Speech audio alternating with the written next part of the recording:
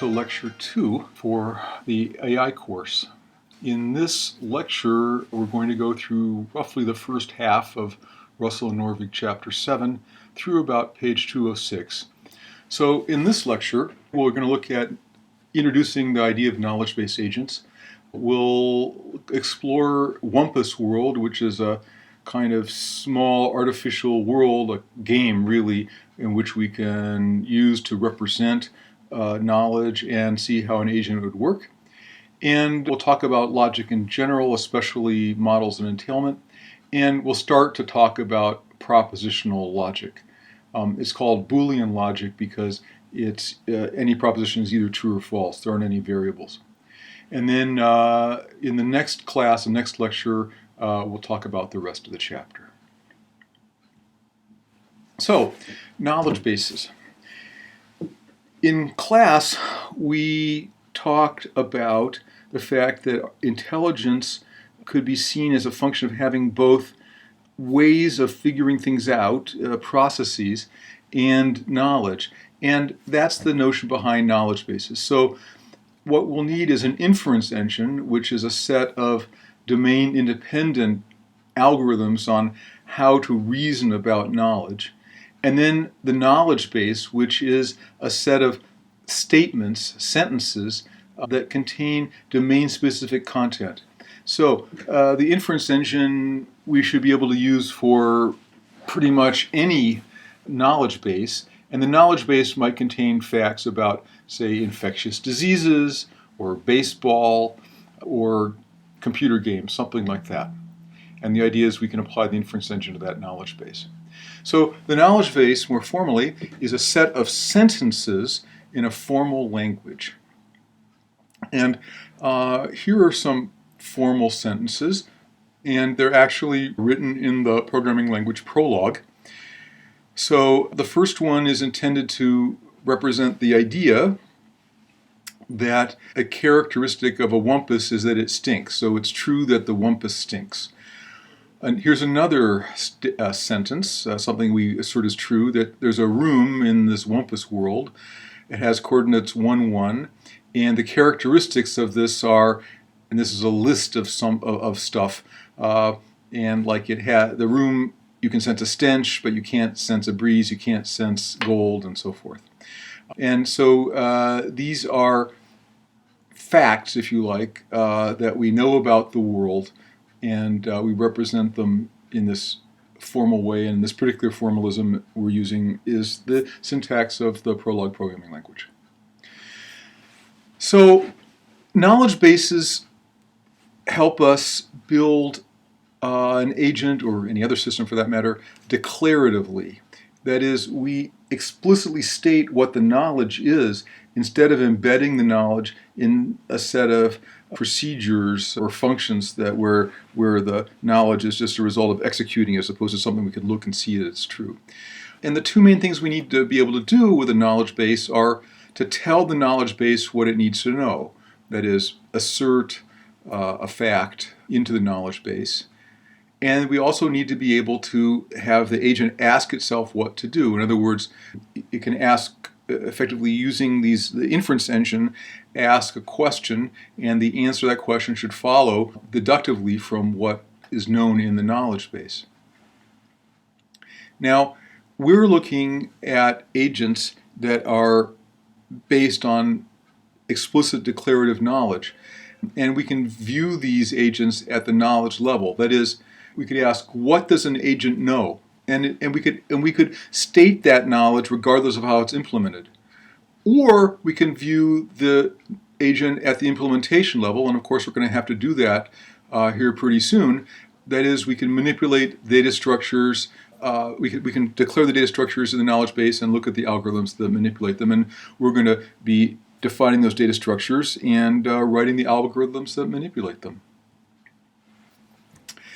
So we talked a little bit about the idea of a knowledge-based agent, and let's take a moment to think about what an agent must be able to do to be intelligent in this way.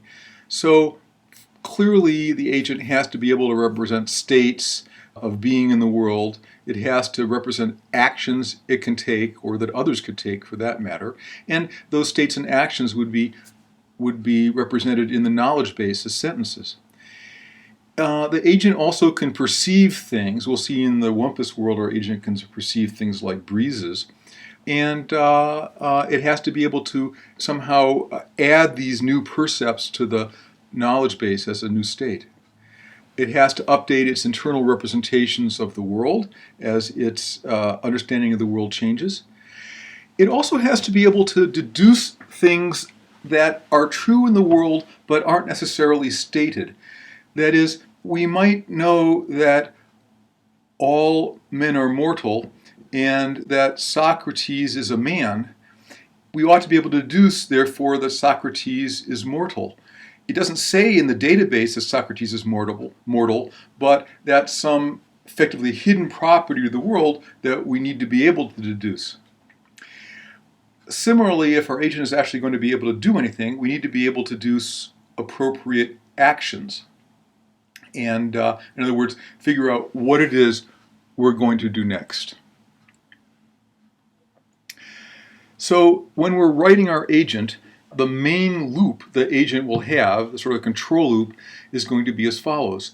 We're going to perceive something and tell the knowledge base what the agent's perception is so that we can reason from that. Then we'll ask the knowledge base for the next action. In other words, run the deduction mechanism asking for what our action should be. And then when we execute the action, we'll tell the knowledge base that happened so that we know what we've done. And that's especially important, of course. Well, you need it for any agent, but you can easily imagine it's important if you've got multiple agents interacting with each other. So that's a brief introduction to knowledge-based agents. And here's where we're going to take a look at Wumpus World, which is our simple game for knowledge-based agents. So basically, Wumpus World is a 4x4 matrix with a monster called the Wumpus, whom, if we encounter, is fatal. It's got some gold, which we're going to try to get, and there's some dangers like pits. Now, if we played this game lots of times, we could evaluate how well an agent performs. If it does well on any particular one trial or not, doesn't really tell us very much about how good an agent is. But if we ran it a whole bunch of times, we might be able to say, yes, that's a better agent than another one. And so we'll create performance measures. So if we'll say that if you get the gold, you get 1,000 points. If you die because you fall into a pit or you get killed by the Wumpus, you lose 1,000 points.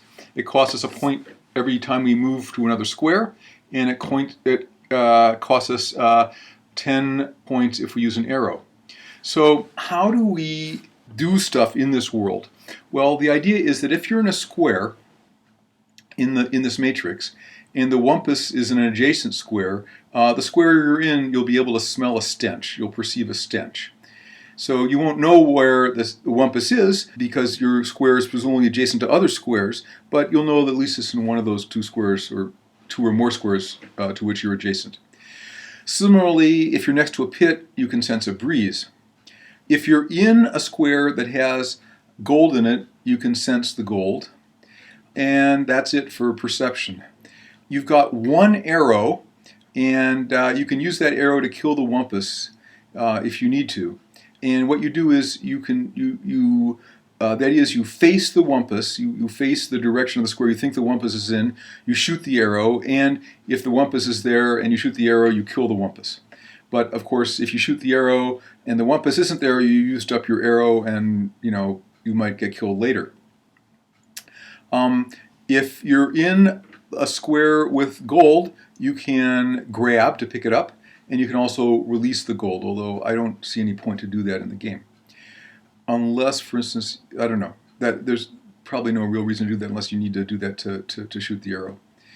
And you've got a bunch of things you can do. You can turn left, you can turn right, you can move forward, you can grab the gold, release the gold, and shoot. And as I say, the things you can sense are the breeze, the glitter of the gold, and the stench of the Wumpus. So let's take a look at a possible world. Now, presumably these are randomly generated, and our agent isn't going to have this handy-dandy cheat sheet. This is for our use in analyzing what's going on. So our agent always starts here in square one, and it's not guaranteed to be safe. So if you happen to start out in square one and it's got a pit in it, well, you die right away, and that's not so good. But in this case, it is safe, and in fact, there's not even a stench or a breeze. So we're pointed towards square 1, 2.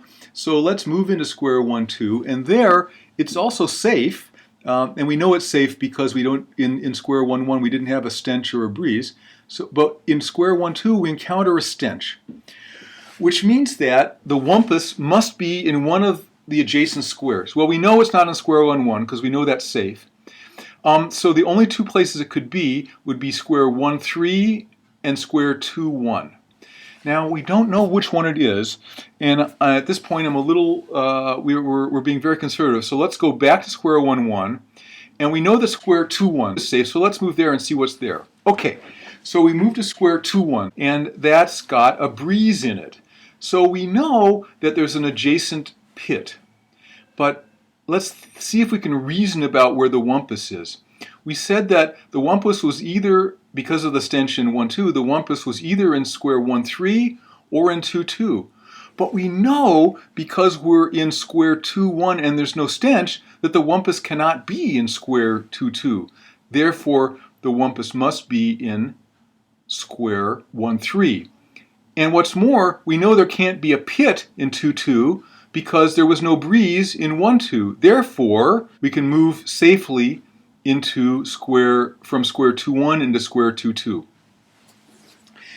Now, we know that any square we move into from 2, 2 is going to be safe. Why? Because there's no stench and there's no breeze. There's no point in moving back to 2, 1, and there's no point in moving back to 1, 2. So if we move into square 3, 1, that's safe, as we knew, but there's a breeze there, and we don't know where the pit is, unfortunately. We know that there has to be a pit in 3, 1 because we felt the breeze in 2, 1, and there wasn't one there. So but there could also be a pit either here in 4, 1 or in 3, 3. So I think the conservative thing is to go back to square 2, 2 and move up to square 2, 3, which we know is safe because there's no stench or breeze in 2, 2. So we go there, and by golly, we found the gold, and we grabbed the gold and moved back through these safe squares back to the start, and we've won the game. So that's how the wumpus world works, and at least in this case, I was able to navigate it successfully without any problems, but sometimes the game is a little more complex.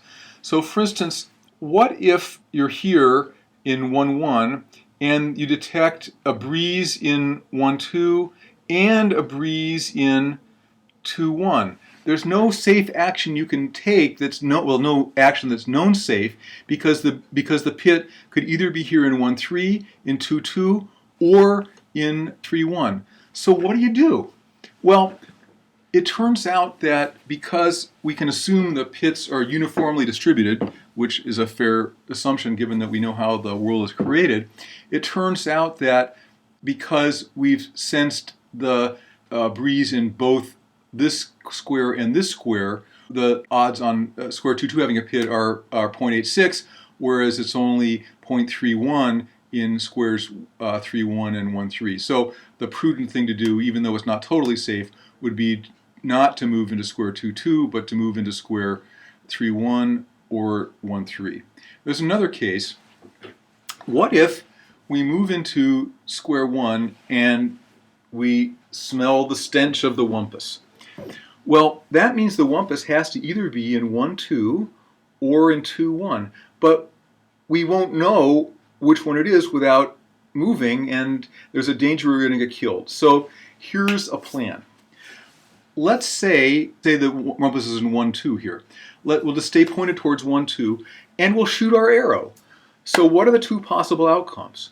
Well, either the wumpus is there, in which we kill it, so now it's safe, or the wumpus wasn't there, in which case we can move into it anyway because it's safe because the wumpus isn't there. Now we've used up our arrow, but at least we know the wumpus is in 2, 1, and we can move safely into 1, 2. And that's called a coercion strategy, because no matter what, whether the wumpus is there or not, it'll be safe. At this point, we're going to switch from wumpus world to introducing logic. As the book points out, logics are formal languages for representing information so that we can draw conclusions from this information. Now, what constitutes a valid sequence of symbols in this logic is defined by the syntax. That is, what's a valid sequence of symbols that constitutes a sentence, we define via the syntax. Like programming languages have syntax, and our logic would have a syntax too. The meaning of a sentence, that is, what it means for truth in the world, is called the semantics of a sentence. So when I said stink wumpus in an earlier example, that's syntactically valid in the prologue syntax, and we're going to interpret its meaning as saying that it is true that in this knowledge base the wumpus stinks. So what's a sentence? It has to be valid syntactically, and if we take, just for an example, the syntax of arithmetic or algebra, and let's take a look at a sentence, at an expression like x plus 2 is greater than or equal to y. Well, that's a sentence because it's a syntactically valid expression in algebra. But take a look at the next one, x2 plus y greater than. Well, that's not a sentence because it's not a sequence of symbols in algebra that means anything. So let's say we have a syntactically valid expression like x plus 2 is greater than or equal to y. Well, this expression is true when? Well, if it's true whenever the number x plus 2 is no less than the number y. So if we have a possible world where, for instance, x is equal to 7 and y is equal to 1, well, then this sentence is true. In fact, it's true anytime that x plus 2 is greater than y, and there are these values. Conversely, if x was 0 and y was equal to 6, well, then it's not true that x plus 2 is greater than or equal to y. And each one of these possible worlds, which like x equals 7 and y equals 1, is called a model. And so there's basically an infinite number of models for x plus 2 is greater than y, but luckily we're going to work with cases where we don't have an infinite number of models. Let me turn now to the notion of entailment, which is going to be useful to us in terms of understanding how to deduce things. So entailment is a fancy word that means that one thing follows from another. In other words, the knowledge base KB entails the sentence alpha. And more precisely, the knowledge base KB entails the sentence alpha if and only if alpha is true in all the worlds where the knowledge base is true. That is, regardless of the instantiations of the variables. So for instance, if our knowledge base contains two sentences, UTEP 1 and NMSU 1, well, we can conclude from that either UTEP 1 or NMSU 1. So I mentioned models. So a model basically is a possible world. So anytime a model is, we have our expression, our sentence, and every place there's a variable, there's a value that can be evaluated. So we'll say that M is a model of a sentence alpha if alpha is true in M. So for instance, in our arithmetic example, if x happened to be 5 and y was 0, then it was true. Then M is a model with x equal to 5 and y equals 0, where x plus 2 is greater than y. Now, there are lots of possible instantiations of such a sentence, and capital M of alpha is the set of all those models. Now, in our arithmetic example, there's an infinite number of models in big M of alpha. But for the examples we're going to be working with, luckily the big M of alpha will be finite. So let's think about entailment in Wumpus world. Let's say that we started out in 1-1 and we detected nothing, and we move right and we detect a breeze. That's why there's a B here in 2-1. The question is, where is the pit? Looking at the possible squares that we could have moved into, that is 1-2, 2-1, and 3-1, there could be a pit in any one of these. So either there's a pit here or there's not. Either there's a pit here or there's not. Either there's a pit here or there's not. That means that we've got 2 times 2 times 2, that is 8 possible models. There are 8 different ways to instantiate our world with different values. Let's say we're trying to decide whether to move to 2-2 or 1-2. Which one of these do we want to move to? And so we have 2 possible conclusions. Sentence alpha 1 is going to be that 1-2 is safe, and sentence alpha 2 is that 2-2 is safe. Let's see if we can use entailment to figure out which of those is, or maybe they're both true. Let's find out. So these are all the possible models of the knowledge base for there being a pit in those 3 squares. So remember, there were 8 possible models, and here are those 8 models, and there are, there's 2 models, so there's either a pit in 1-2, or there's not a pit in 1-2, and so forth. Okay?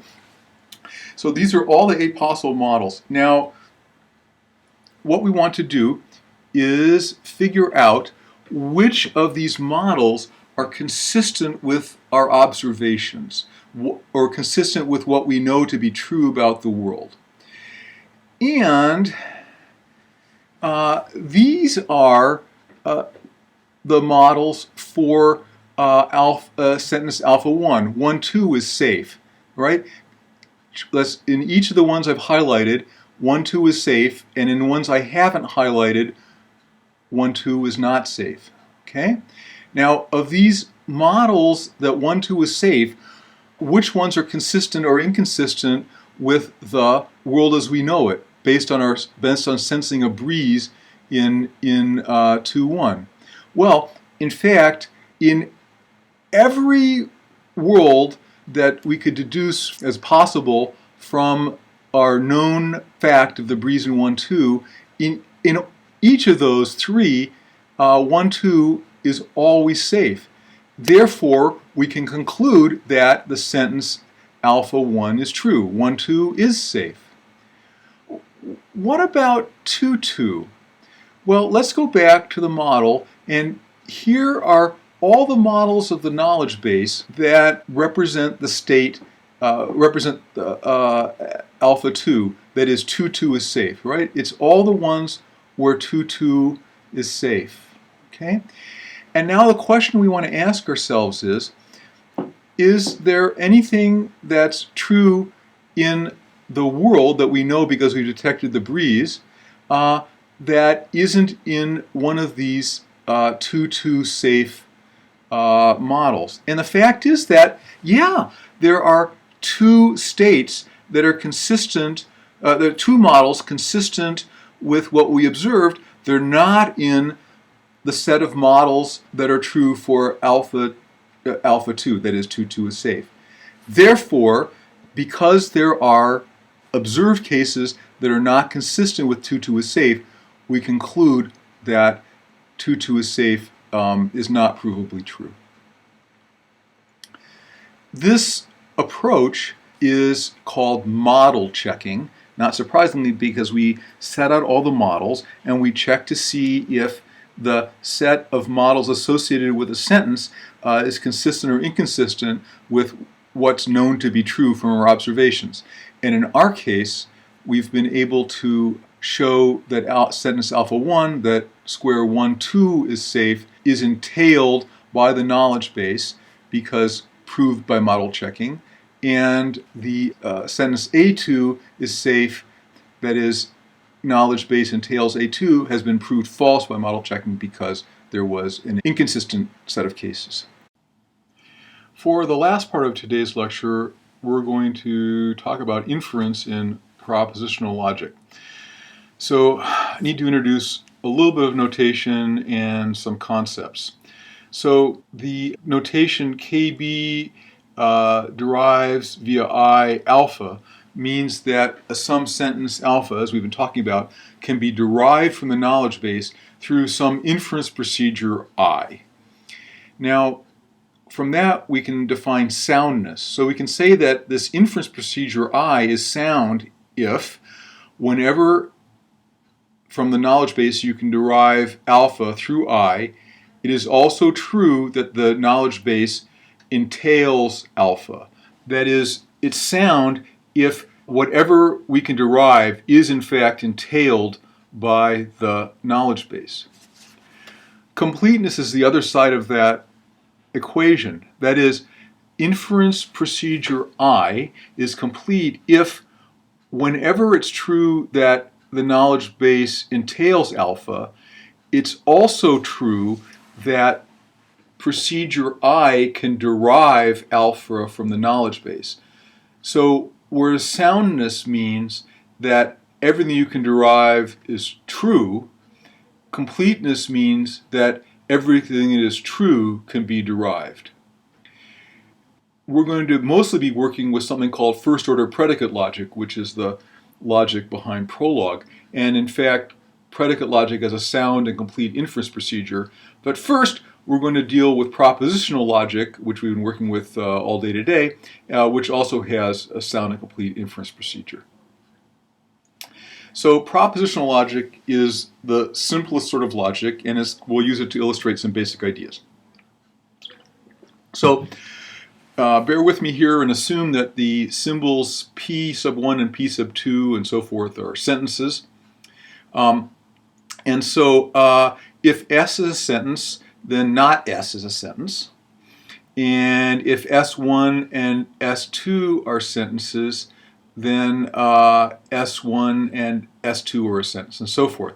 So we can combine them. We can combine sentences with conjunction, disjunction, implication, and biconditional. Biconditional basically means S1 implies S2 and S2 implies S1. So those are the things we have to work with. So let's try to work with those in Wumpus world and take a look at the semantics of propositional logic.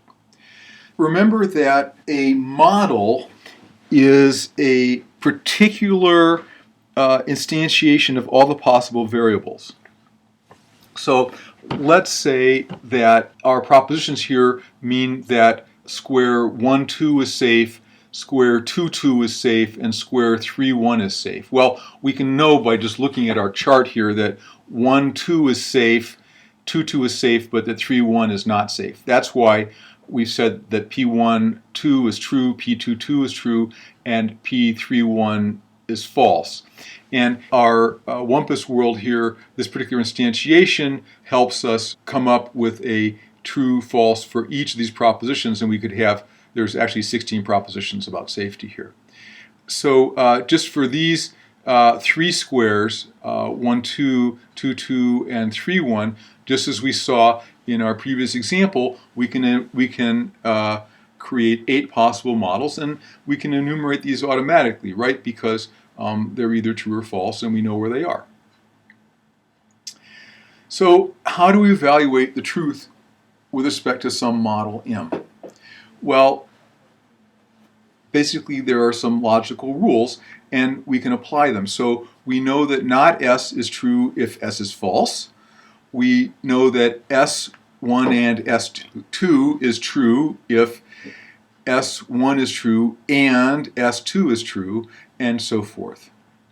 So basically, we recursively apply these definitions to an expression. So if you have an expression like not p of 1, 2 and p of 2, 2 or p of 3, 1, let's see if we can evaluate that. So we know from the prior slide that p1, 2 is true, p2, 2 is true, and p3, 1 is false. So we've got p1, 2 is true, and p2, 2 is false, or true, because one of those is true and one of those is false. They're not quite the right order there, but that still makes, all right? So we know that, so we've got true and false or true. Well, let's see. False or true is true if either one is true. So this expression evaluates to true. So I've got all this is equal to true. And we know that and is true if both of these are true. They're both true. Therefore, it evaluates to true. And that's how we can evaluate truth in a propositional logic. So I'll see you in class where we'll go over propositional logic and model checking.